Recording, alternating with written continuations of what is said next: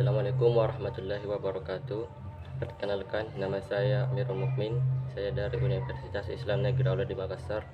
Jurusan saya yaitu Ekonomi dan Bisnis Islam.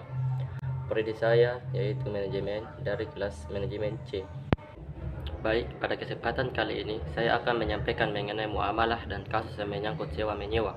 Namun, terlebih dahulu saya jelaskan sedikit pengertian tentang mengenai muamalah. Pengertian muamalah secara luas adalah segala peraturan atau hukum yang diciptakan Allah untuk mengatur hubungan antar manusia dengan manusia lain dalam hidup dan kehidupan. Nah, itulah tadi pengertian tentang muamalah. Selanjutnya saya akan menjelaskan terkait persoalan muamalah, yaitu sewa menyewa atau ijarah dari perbedaan mazhab. Baik, langsung saja yang pertama, yaitu ulama Syafi'iyah berpendapat bahwa akad ijarah adalah akad atas manfaat yang dituju, diketahui, dan dibolehkan dengan imbalan atau upah ujrah yang diketahui. Yang kedua yaitu menurut ulama Malikiyah dan Hanabilah berpendapat bahwa akad untuk memindahkan kepemilikan manfaat suatu yang dibolehkan dalam jangka waktu yang diketahui dan dengan imbalan atau upah. Dan yang ketiga yaitu menurut ulama Umar Abdullah Kamil ada 3 makna ijarah secara istilah, yaitu yang pertama, akad ijarah secara istilah adalah akad atas manfaat dengan imbalan atau upah. Dan yang kedua yaitu akad ijarah secara istilah adalah akad jual beli manfaat yang diketahui dengan imbalan atau ujrah yang diketahui.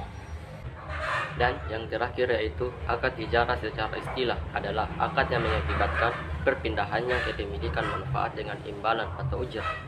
Jadi, dapat kita simpulkan mengenai pengertian dari ijarah merupakan pertukaran harta dan manfaat. Oleh karena itu, ijarah merupakan bagian dari akad jual beli.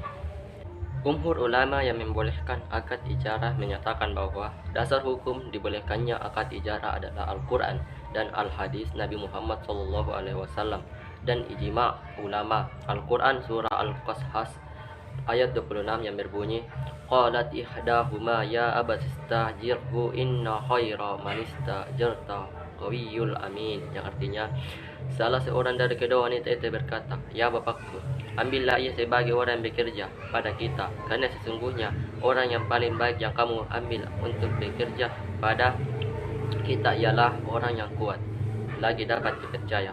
Quran surah Al-Qasas ayat 26. Di dalam hadis Nabi Muhammad SAW dijelaskan bahwa memberikan ujrah atau upah pada orang yang bekerja pada kalian.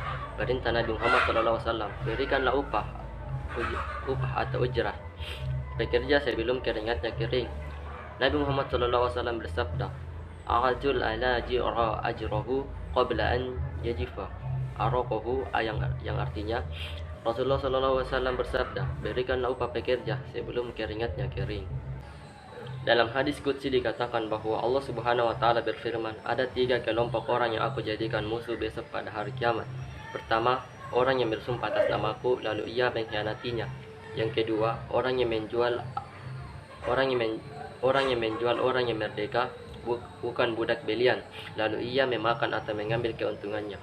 Yang terakhir atau yang ketiga, orang yang mempekerjakan seseorang lalu pekerja itu memenuhi kewajibannya sedangkan orang itu tidak dibayar upahnya. Hadis riwayat Muslim. Jadi hukum ijarah adalah al-ibahah atau boleh, maka hukumnya berubah-ubah sesuai dengan kondisi atau situasi, waktu dan tempat. Contohnya yaitu hukum menyewakan rumah dan toko atau ruko adalah boleh atau halal, tetapi akan menjadi haram ketika rumah dan toko itu digunakan untuk usaha yang bertentangan dengan syariah, misalnya dengan untuk penjualan khamar, minuman keras, ekstasi, diskotik, tempat pelacuran, dan lain-lain. Baik, mungkin itu saja yang dapat saya jelaskan tentang mazhab-mazhab.